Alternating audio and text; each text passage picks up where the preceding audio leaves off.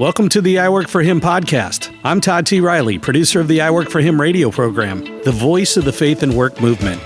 Our mission is to transform the workplace of every Christian into a mission field. What does that look like in your workplace? Let's find out right now. This episode of I Work for Him was previously recorded for the Christian Leadership Alliance's Outcomes Conference podcast, where leaders come to invest the best of what they know into other leaders. Remember, if you have influence over just one person, you are a leader. Together, let's listen to this podcast and learn more about leading God's way. Enjoy. We have an incredible conversation coming up today with Beth Guckenberger, co-executive director with Back-to-Back Ministries. We're going to be focusing on how Beth and her team lead and strive to create a culture of belonging at Back-to-Back Ministries. Beth Guckenberger, welcome. Thank you for being here. Oh, it's my joy. Thanks for having me today, you guys. Well, we are excited to be here.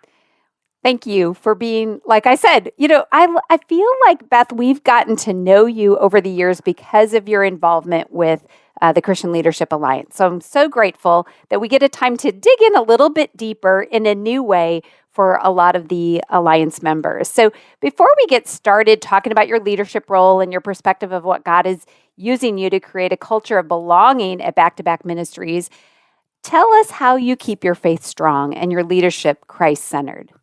When I think about my leadership strong and Christ-centered, I think fellowship, accountability, having people in my life that tell me the truth, that help me grow in areas of self-awareness, to make sure that my outward-facing faith looks like what God's doing as He's working out my faith inside with fear and trembling. Making sure that in the organization, even though I have a box at the top of the org chart, there's not so much power distance or uncomfortability within the culture that I lose that ability to understand the impact walking in the room, that I have, or being able to be vulnerable in front of staff members. And so, certainly, as my own faith rhythms of study and prayer and fasting and worship are all unfolding, I want that to translate into the workplace. And I think good accountability and fellowship helps bridge that gap for me. So the theme of this year's Outcomes Conference in 2022 is I Belong. As a leader, what have been the keys to creating a culture of belonging for your team at Back-to-Back Ministries? That's a great question. I think before I understood it was a good thing to do, 25 years ago when my husband and I moved to another country and began the work that we oversee today, I was desperate to belong in a country where I didn't speak the language, where I didn't have any relationships, where I didn't even have understanding culturally of all the things that were happening around me. And I watched at that point, the Mexicans with whom we were living among create a culture of belonging for us. And then, we eventually over time took some of the best learning we had prior to our missionary journeys, combined them with the best of what we learned from the host culture we eventually lived in for 15 years, and then added that together with what I was reading in New Testament early church understanding about what that looked like to create communities of belonging as they were building the church. And that kind of blended together to form what eventually at Back-to-Back we call our cultural values. But it's the way that now that we're in different locations around the world, we talk about this way of operating, of interacting with each other as staff, of inviting people into our own communities of belonging. It's not a Nigerian thing or an Indian thing or an American thing or a Mexican thing. It's a Back-to-Back thing, which I hope represents a Jesus kind of thing.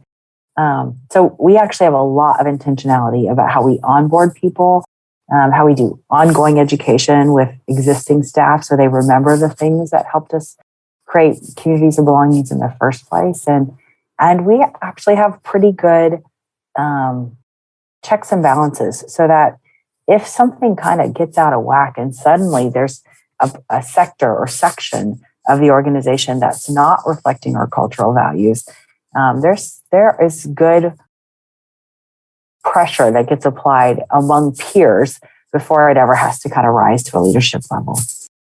That's so interesting that you just said what you said about the different countries, because a lot of us think, that it's all driven by the culture of that country, yet there's some common things among believers that go beyond that. So can you unpack that just a little for me? Because I know I'm assuming there's influence by the countries that people are in, but how you still look at it from a biblical perspective.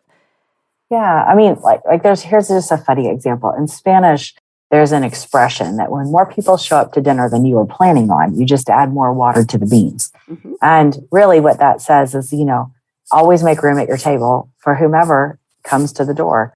And so that is certainly a Mexican way of thinking, but it also reflects a Jesus way of thinking. And so we want to make sure, even though that's the lens it would be seen through in that country, that we help tie that back to some kind of biblical idea. And we can teach that idea to another culture who maybe has more of a scarcity mentality and says, we got to take care of our own and make sure we take care of our own well. We're not, we're going to kind of batten down the hatches to be able to say to them, well, this isn't a Mexican thing. This is a Jesus thing. And this is how we can open the doors and trust that God will take care of who he brings to our tables. Or, certainly we have issues in the United States. We have a work here in the U.S. When we're talking about belonging in the U.S., sometimes we're talking about racial issues and making sure that people have a sense of equity inside of a space and that they have opportunity within a space. But that's not uniquely American. We have those kinds of issues in the work we do, for example, in India, where maybe they have some caste system issues.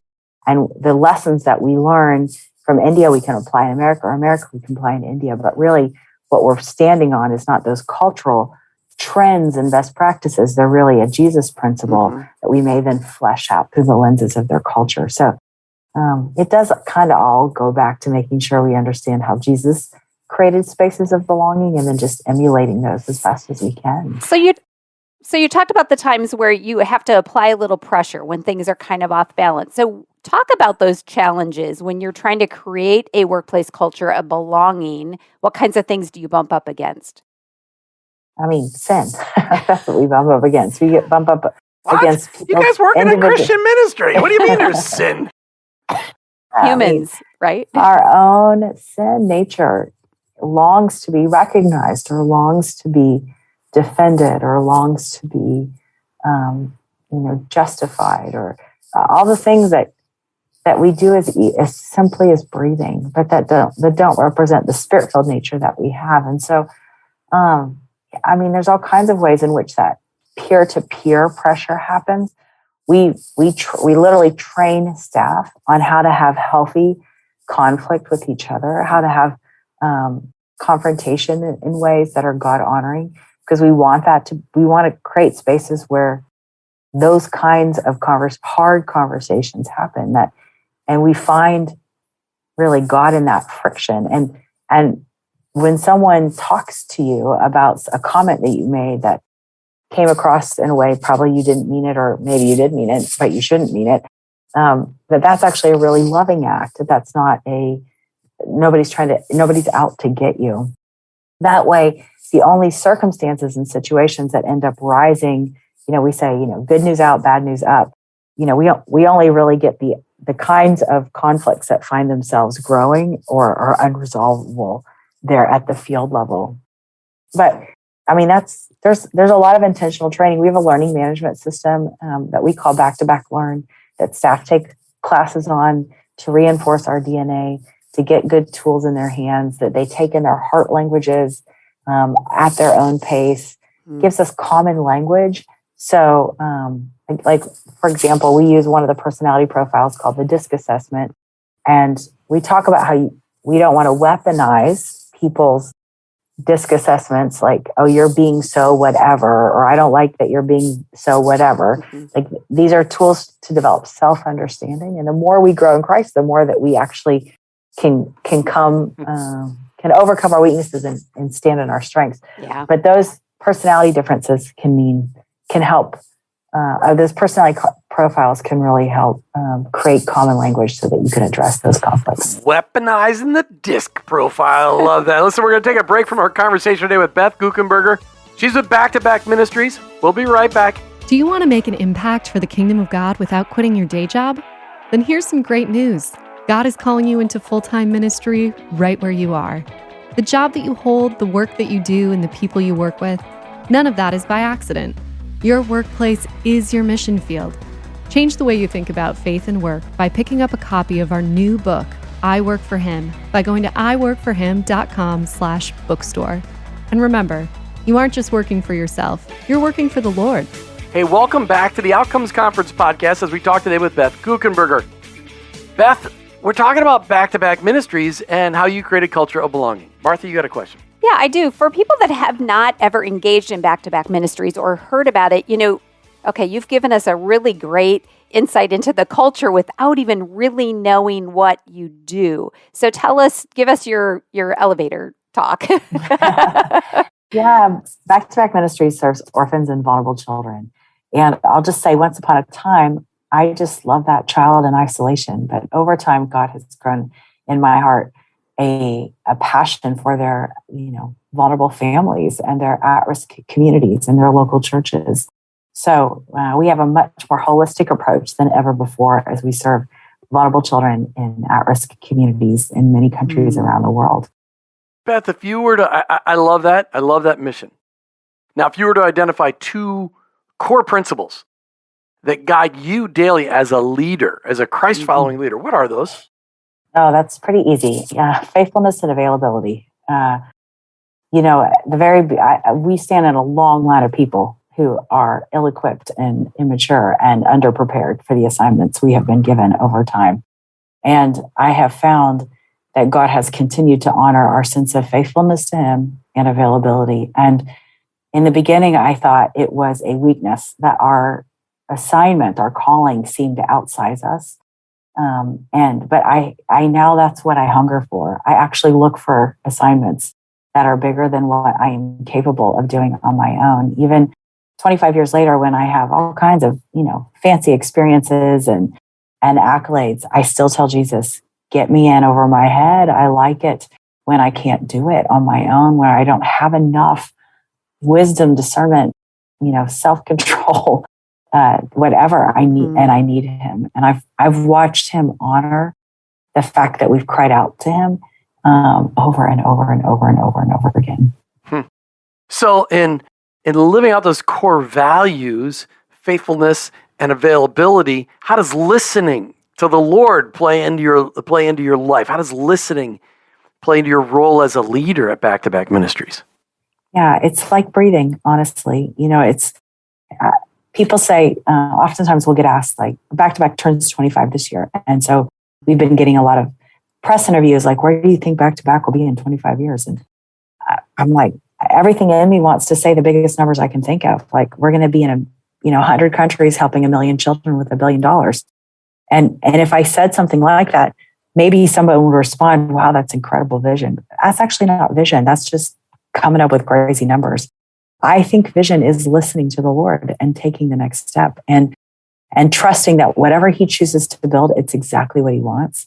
It's not vision to try to architect something that builds a kingdom that He never had planned in the first place. And so I think listening is the most critical act we can do as a leader. I just want to point out before I ask you this next question, we're going to transition to about your book. So throw the first punch.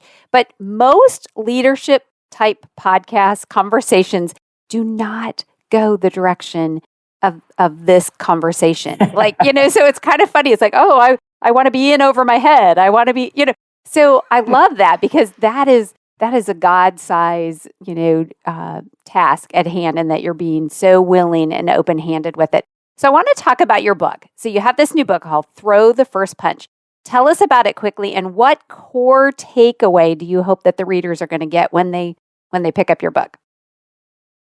Yeah, for sure. I took on an assignment that outsized me, speaking of what we were just talking about in the beginning of 2020. And as everybody was shutting down, a church in my city, a very large church, lost their pastor 2 weeks before Easter and asked if I would step in as an interim while they found somebody permanent. And I mean, I'm not a pastor, never been a pastor, never aspired to be a pastor, but I am open to whatever God is asking of me, the answer is always going to be yes. And so 2 weeks into that assignment, I was frustrated in a staff meeting, about 85 staff in the room.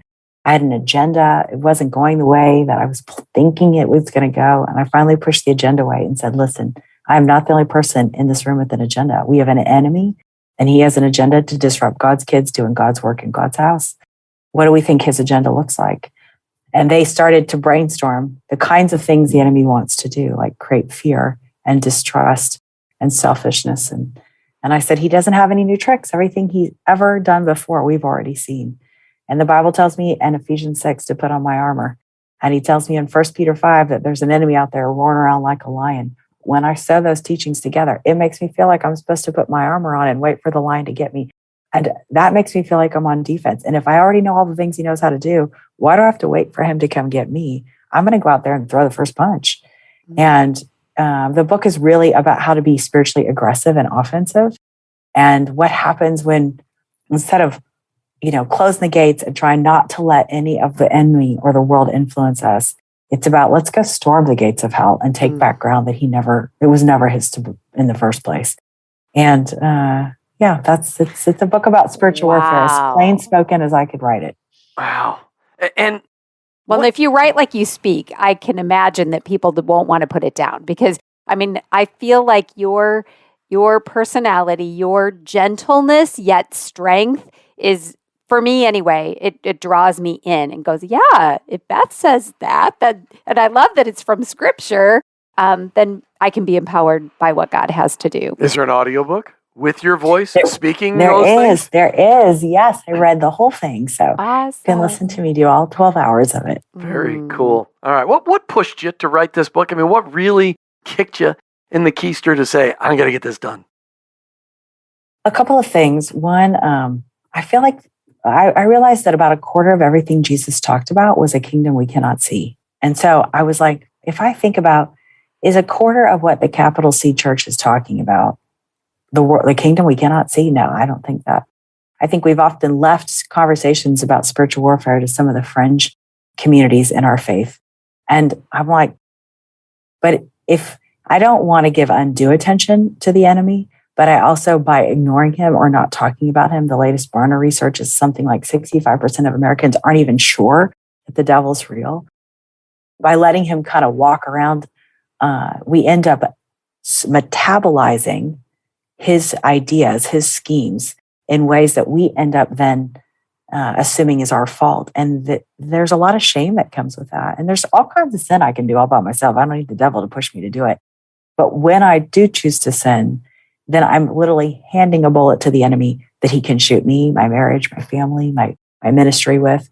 And I wanted to just empty that chamber so that the enemy has less ammunition to come after God's kids. And so I think that's what probably pushed me to do it. I love that. Empty the chamber. Give him some blanks. He can't shoot you with those.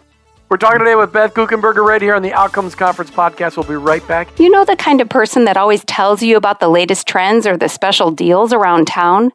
Well, lean in, because here's a message from that kind of person. The Awaken Podcast Network is the place to be. Go to awakenpodcastnetwork.com and unlock God's purpose for your work with help from some friends. You will find a gathering place of podcasts that provide simple tools, faith stories, and conversations that will inspire and equip you to vibrantly live out your faith in your work today.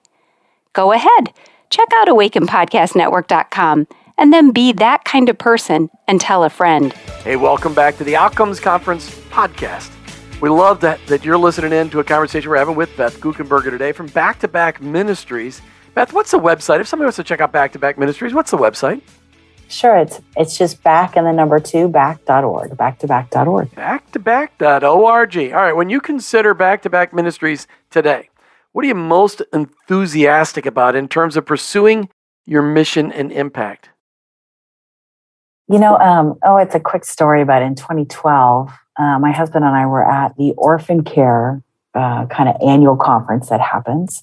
And we put together this little tiny niche workshop that said how to take your startup nonprofit to a mid-sized organization. So it had started with our savings account and the two of us. In 2012, we were about 100 staff, maybe $5 million. And the process of growing had been, full of all kinds of cautionary tales and hard lessons. Mm-hmm. We just wanted to share those with any other startups.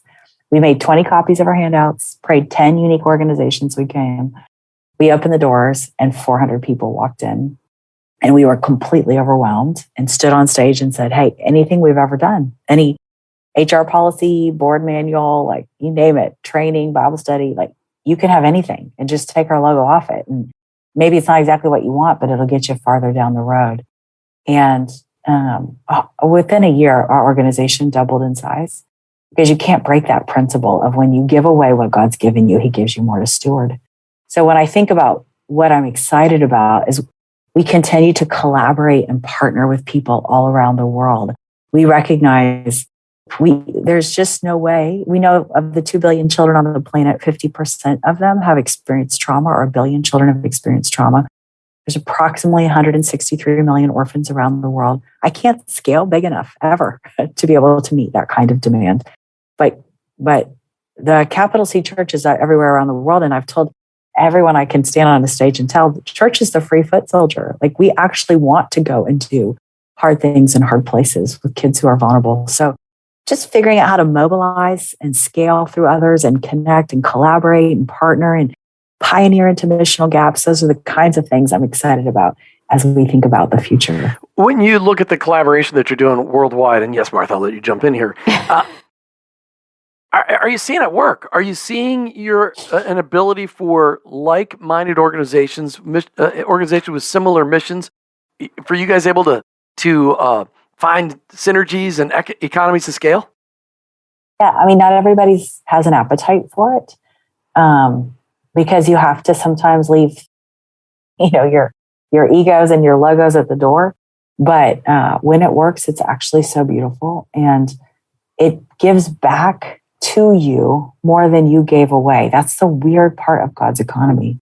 And I don't just mean in dollars. Sometimes it's in understanding. Sometimes it's in impact. Sometimes it's in that spiritual kind of blessing that you can't even really count. But yes, I have seen that. And I've seen a growing interest in it over the last decade. Again, we've been in this space 25 years, but I've seen more and more stories, success stories of collaboration partnerships in the last decade that give me a lot of hope for the future.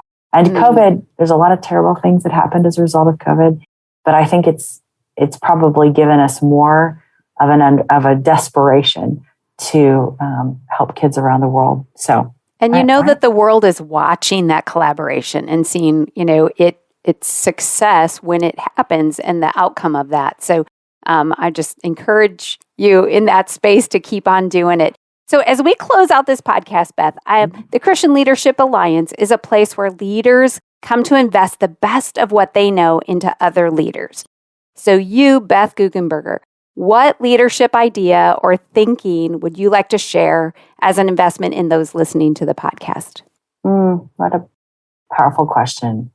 It's probably part two to the faithful and available answer that I gave earlier. Mm-hmm. It's that God doesn't count the way we do. We get really excited about dollars and campaigns and heads that are sitting in pews or going on trips or opening our email click-through rates, or like we just naturally count in a way that the world honors. And in that way of thinking, bigger is better. We make a lot of strategic decisions. I just am not sure that that's the way that God always works. I think sometimes I can recognize, this is a silly story, but one time we did this passion play at Easter in another country, or passing out invitations, and it was a giant endeavor. And at the end of the day, as a result of that huge endeavor, we met somebody who ran an orphanage and who we've been in relationship with for the last 15 years. And I can remember that night when I went to bed thinking, God, did you do all of that because of this introduction needed to happen? Is this actually the big deal that happened today? And I think oftentimes, certainly he does more than one thing at a time, and he doesn't waste a single thing.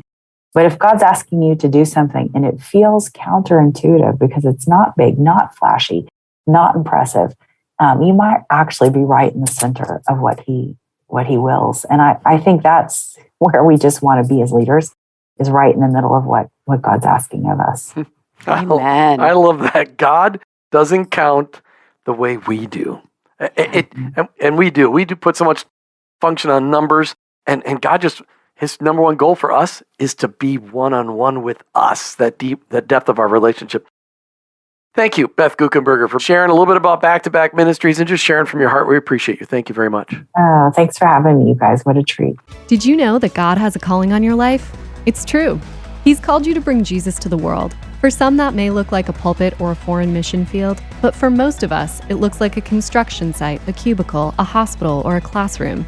Wherever it is that you work, live, volunteer, and invest, that is your mission field. To learn more about integrating your faith into your work and retirement, check out our books, I Work for Him, She Works for Him, and I Retire for Him by going to iworkforhim.com/bookstore. Thanks for listening to the I Work for Him podcast with your hosts, Jim and Martha Brangenberg. Please visit iworkforhim.com to learn more about connecting your faith and work, to join the I Work for Him Nation, or subscribe to our weekly blog. You can also follow us on social media at I Work for Him to stay up to date and meet our guests. If today's message spoke to you, please subscribe, rate, and review the show on your favorite podcast platform. Your review will launch more workplace missionaries across America. That's at I Work for Him and online at iworkforhim.com. I work, the number 4, him.com.